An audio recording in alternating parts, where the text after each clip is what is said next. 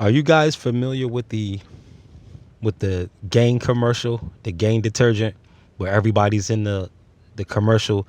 They're taking one whiff, and it might be more than one commercial like this, but they're taking one whiff of the laundry when it's done, as soon as it get out the dryer, and they're just like in complete bliss and complete happiness. Like as soon as they take the whiff, you notice everything slows down, gets into super slow mo from one whiff. Like in this commercial, everybody's happy and blissful, and it seems like everybody's having a good time, whether they at the house doing clothes or whether they at the laundromat doing clothes.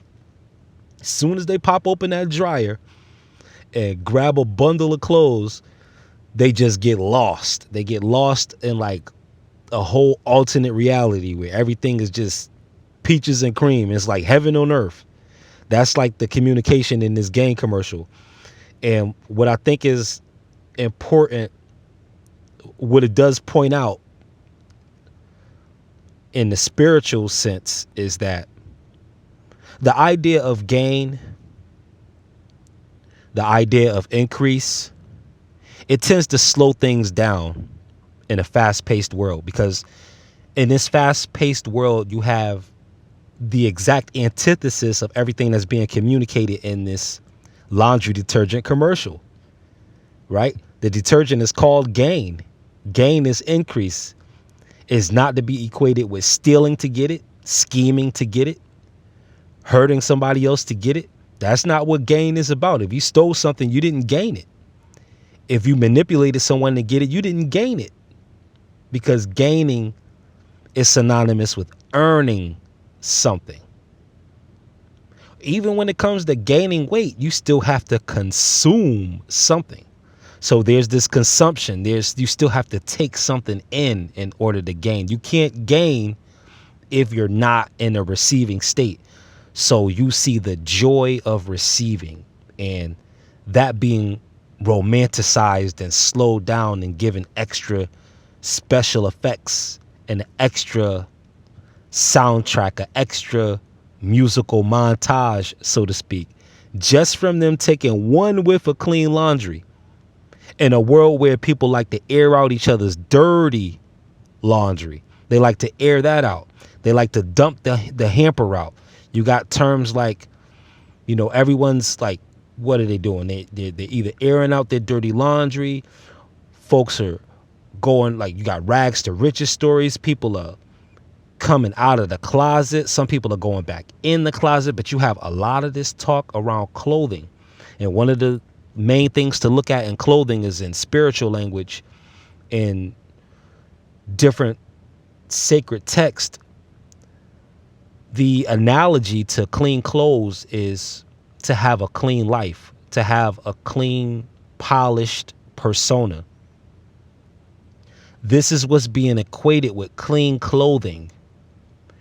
This is throughout the scriptures, Old and New Testament. You have the clean clothes. You had Joshua standing before the high priest, and his clothing was changed. He started off in filthy rags in one of the smaller prophets. When you get to the very fringes of the edge of the Old Testament, when you're headed toward Malachi, all of those small prophet books that have like 1 or 2 pages in them, they have that illustration. And then later on you have, I think it's in the Psalms. So that's earlier in the Old Testament where the Psalms take place. But they talk about the coming of the master teacher, the coming of the Son of Man, the coming of the one who is in the Most High's image. And this image of the revelator being like one who is a refiner's soap. And a refiner's soap is even stronger than what we're considering laundry detergent to be. A refiner's soap is for polishing metals and polishing jewels and cleaning artillery like swords and arrows, steel blades, polishing gems, purifying gold, purifying silver,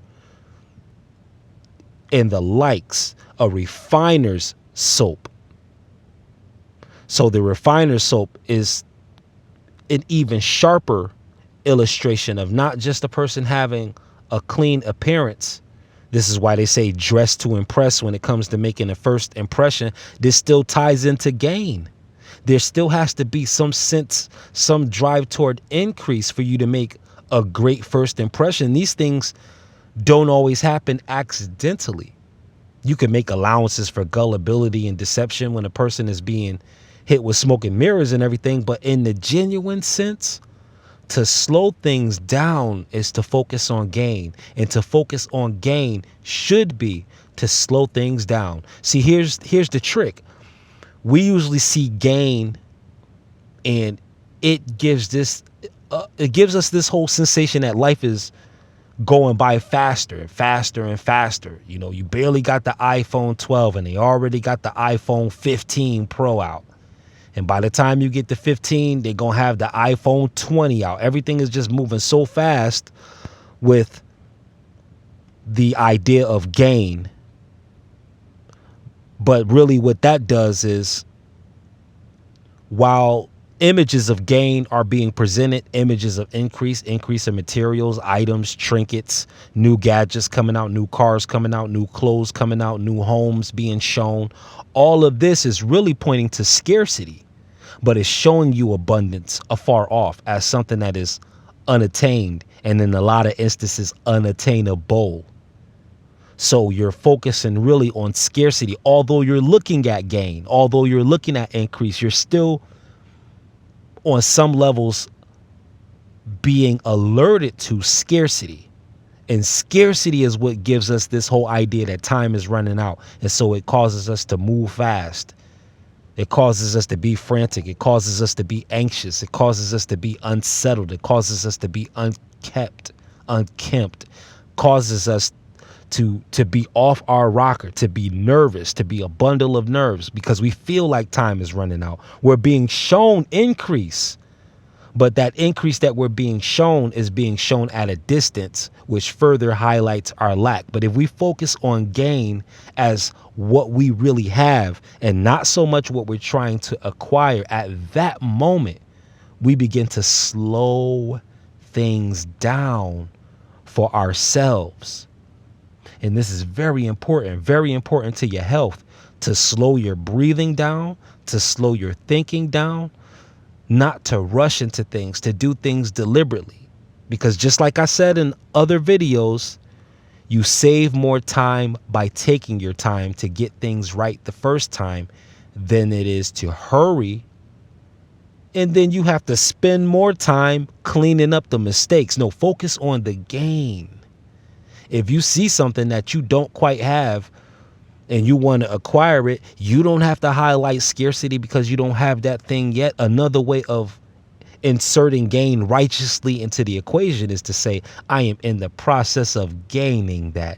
Not that I don't have it in totality. No, I'm acquiring it. I'm in the process of acquisition. See, this bridges the gap between gain and what we would call loss on the other end. So focus on the gain. Just like the detergent says, smell the roses, stop and smell the roses, stop and be thankful. Bury your head in thankfulness. Take a whiff of everything that you do have going on for yourself and begin to gain properly. Super T Sigma with Sigma Programming. I thank you for your time. I thank you for your attention. And again, if you like the video, hit the like. Feel free to drop a comment. I'll see you guys on the next one. Sigma Programming. Stay wise.